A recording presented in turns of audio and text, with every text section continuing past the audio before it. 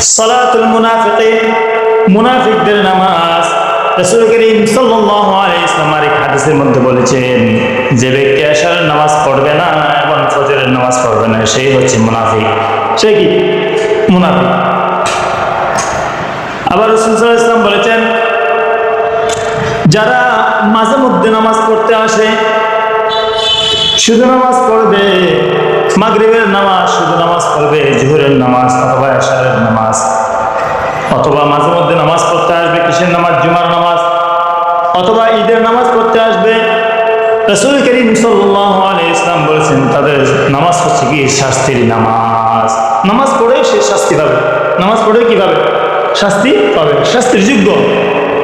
5 প্রকারের নামাজ, নামাজই 5 প্রকার রয়েছে। 1 নম্বর হচ্ছে কি শাস্তিপ্রাপ্ত নামাজ, এই নামাজ। 2 নম্বর হচ্ছে কি দমকপ্রাপ্ত নামাজ। দমকপ্রাপ্ত নামাজ আর শাস্তিপ্রাপ্ত নামাজ দুটোটাই শাস্তির উপযোগ্য। মুআকিব, সালাতুল মুআকিব, তারাই শাস্তি পাবে অবশ্যই অবশ্যই। 3 নম্বর ক্ষমাপ্রাপ্ত নামাজি। 3 নম্বর সওয়াবপ্রাপ্ত নামাজি। 3 নম্বর আল্লাহ তাআলার নৈকট্য। 5 নম্বর হচ্ছে কি আল্লাহ তাআলার নৈকট্য প্রাপ্ত নামাজি। কি কি বলেছি?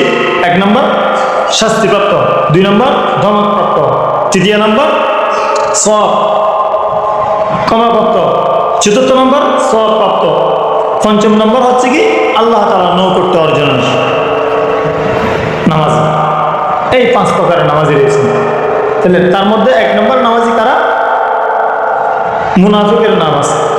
যারা মাঝে মধ্যে নামাজ পড়তে আসে, লাগাতার নামাজ পড়ে না, 5 ওয়াক্ত নামাজ পড়ে না, জুমার নামাজ সবসময় পড়ে না, তাদের নামাজ ঈদের মধ্যেও মিস যায়, আছে না? নেই, ঈদের মধ্যেও নামাজ চলে যায়, অনেকের চলে যায় ব্যস্ততার কারণে।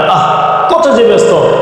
আমি বলেছিলাম গত জুমায়, এই দুনিয়ার মধ্যে থাকার জন্য এত ব্যস্ততা, এত ব্যস্ততা, আর দুনিয়ার হায়াতটা যখন ফুরিয়ে যাবে তখন আমরা আখিরাতের জগতের মধ্যে চলে যাব। আখিরাতের জন্য আমরা কি পুঁজি করেছি? তাহলে 1 নম্বর নামাজ হচ্ছে কি শাস্তিপ্রাপ্ত নামাজ, যেটা মাঝে মধ্যে আসে এবং মাঝে মধ্যে পড়ে না, তারা হচ্ছে কি শাস্তিপ্রাপ্ত, তারা হচ্ছে কি মুনাফিক যোগ্য নামাজ, তাদের নামাজ, তারাই হচ্ছে কি মুনাফিক। 2 নম্বর হচ্ছে কি দমকপ্রাপ্ত নামাজ। নামাজ সব সময় পড়ে কিন্তু মনটা নামাজের মধ্যে থাকে না, বাজারের মধ্যে চলে যায়, খেলার মধ্যে চলে যায়, আছে না? নেই, খেলার মধ্যে চলে যায়। নামাজ পড়তেছে দোকানের হিসাব, নামাজ পড়তেছে বিলের মধ্যে কোথায় কি রেখে এসেছি সেগুলো হিসাব, নামাজ পড়তেছে গাড়ির মধ্যে কত টাকা ইনকাম করেছি আজকে সেই হিসাব। মন ছুটে যায়, মন যদি ছুটে যায় আবার নিয়ে আসতে হবে। যদি আনতে না পারেন তাহলে আপনার অন্তরটা গাফিলদের অন্তর্ভুক্ত হয়ে গেছে। সালাতুল গাফিলিন, তাদের নামাজ হচ্ছে কি সালাতুল গাফিলিন, তারা গাফিলদের অন্তর্ভুক্ত, উদাসীনতার অন্তর্ভুক্ত ব্যক্তি। সেই উদাসীনতার ব্যক্তিকে আমাদেরকে আল্লাহ তাআলা হেফাজত করেন, বলেন আমিন। 3 নম্বর ক্ষমাপ্রাপ্ত নামাজ। ক্ষমাপ্রাপ্ত ব্যক্তি, যে ব্যক্তি নামাজ পড়বে সব সময় আল্লাহ তাআলার ধ্যানে থাকবে, নামাজের মধ্যে দৃষ্টি, নামাজ পড়বে রিল্যাক্সের সাথে, নামাজ পড়বে রুকু সিজদা আদায় করবে সুন্দরভাবে, জিকির আজকার তাসবিহ তাহলিল যেখানে যেগুলো পড়তে হয় সবগুলা মনোযোগ সহকারে পড়বে। আল্লাহ পাক রব্বুল আলামিন তাকে তার জীবনের সমস্ত গুনাহগুলি ক্ষমা করে দিবে।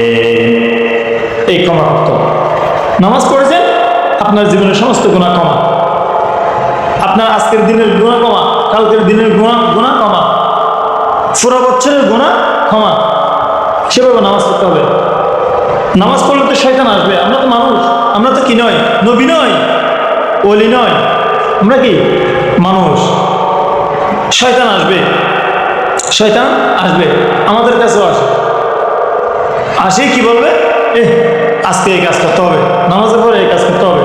কিন্তু না, শয়তান যখন আসবে, হাদিসের মধ্যে আছে, এক হাদিসের মধ্যে আছে এরকম, যদি শয়তান আসে আপনি বাম দিকে এরকম করবেন, একটু থুতু মারার লক্ষণ দেখাবেন,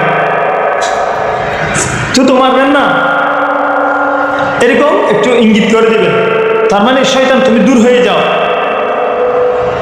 শয়তানকে আপনি দূরে ফেলে দিলেন, আপনি নামাজের মধ্যে আবার মনটা নিয়ে আসলেন, রুকু সিজদা সুন্দরভাবে করলেন, আল্লাহ তাআলা আপনাকে ক্ষমা করে দেবেন, বলুন সুবহানাল্লাহ। এরকম ক্ষমা ব্যক্তি যদি এরকম করে নামাজ পড়তে পারে, আল্লাহ তাআলা কাল কিয়ামতের দিন তাদের জন্য পুরস্কার রয়েছেন, তাদের জন্য রয়েছেন জান্নাত। ক্ষমাপ্রাপ্ত নামাজ, এই নামাজকে বলা হয় সালাতুল মাগফুর। সালাতুল মাগফুর, ক্ষমাপ্রাপ্তি নামাজ। আল্লাহ তাআলা আমাদেরকে যেন এই নামাজ পড়ার তৌফিক দান করেন, সকল বলে আমিন। চতুর্থ নাম্বার, সাওয়াবের নামাজ। সাওয়াবপ্রাপ্ত নামাজি যারা নামাজ পড়বে সব সময় নামাজ নিয়ত করার সাথে সাথে, নামাজের নিয়ত করার সাথে সাথে তার মনটা শুধু নামাজের মধ্যেই থাকবে। সূরা কিভাবে সুন্দর করে পড়বে, কোরআন তেলাওয়াত কিভাবে সুন্দর করে করবে, রুকু সিজদা কিভাবে ভালো হচ্ছে কিনা সেগুলোর দিকে ধ্যান রাখবে, মনটা অন্যদিকে যাবে না। সেটা হচ্ছে কি সওয়াবপ্রাপ্ত ব্যক্তির নামাজ। নামাজ কোথায় থাকবে? শুধু নামাজের মধ্যে। মনটা কোথায় থাকবে?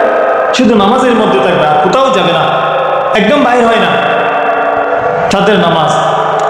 এরা হচ্ছে কি সালাতুল আউলিয়া, আউলিয়া ইকরামের নামাজ। যারা আউলিয়া ইকরাম আছে তারা নামাজ পড়লে আল্লাহ তাআলার কাছাকাছি চলে যায়।